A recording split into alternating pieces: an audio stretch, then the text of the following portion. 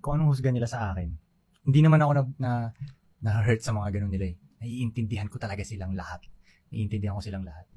At naiintindihan ko rin ba't ganun sila, ba't tumatalon agad sila, pag nag-judge agad sila. Ano dito sa bansa natin? Maraming judge nga sa bansa natin, di ba? Maraming judge na hindi pumasok sa law school. Yes, marami talagang ganun. Or hindi pumasa sa bar. Naiintindihan ko rin yung mga pinanggagalingan nila, kaya hindi ako na sa kanila. Pero tama yung sinabi mo, na bago ka manghusga, kilalanin mo muna. At para sa akin, huwag nilang i-expect na magkakapareho lahat. Kasi naiinis sila pag may hindi sila kapareho eh. Yeah. Naiinis agad sila eh. Para sa akin, yun nga ang beauty ng mundong to eh. Magkakaiba tayo.